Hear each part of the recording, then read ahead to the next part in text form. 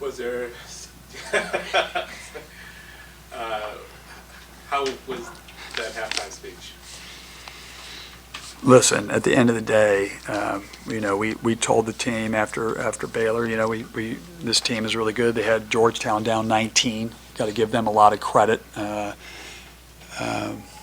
They were pests on the ball. They were disruptive. They turned us over. They had 10 points off of turnovers in the first half, which was big. I felt like in the first half we took too many quick shots. We weren't patient enough. The ball stopped. And just told them we got to move it. We got to share the ball. Every time we went inside, we scored. And during certain teams, when you're playing, some teams are going to sit there and try to dare you into shooting jump shots. And I think 6 of the first 7 possessions were jump shots. And when you're the bigger team, you got to kind of pound it in. You got to crash the glass. We got to use that as our force with our size. And then when that happens, you'll have wide open threes. And so I just told them, I just want you to compete. There's 3 things you got to be able to do: play hard, play smart, and play together.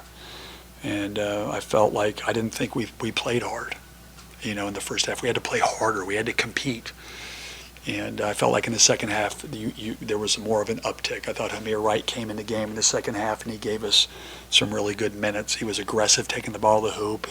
He was the one they were leaving open. He hit a 3, made some really good passes. It's just one of those games.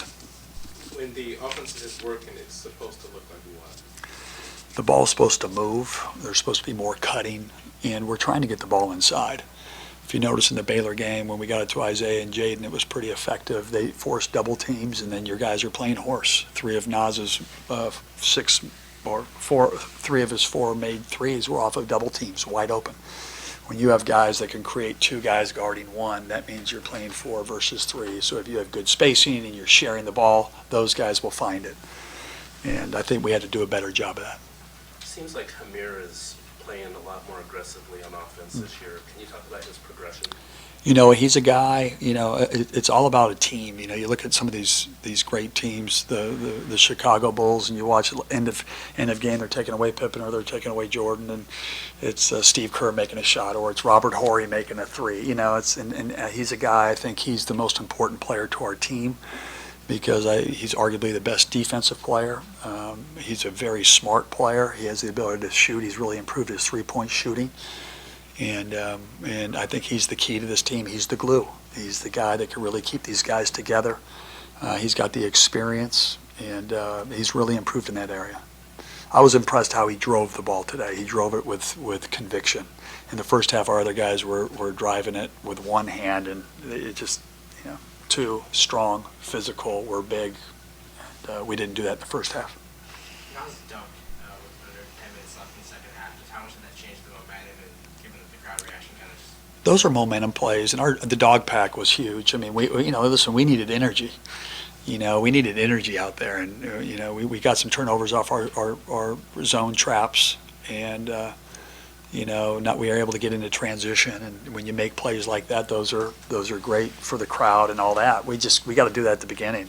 We've got to have that same sense of urgency right from the get-go. And this team, we're going to have a lot of ups and downs with this team. There's going to be a lot of learning experiences. We're lucky today that we were able to win and learn rather than lose and learn.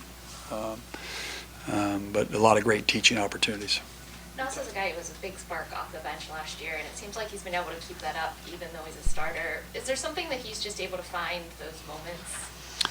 Nas is he's an attack player. He's constantly trying to attack you.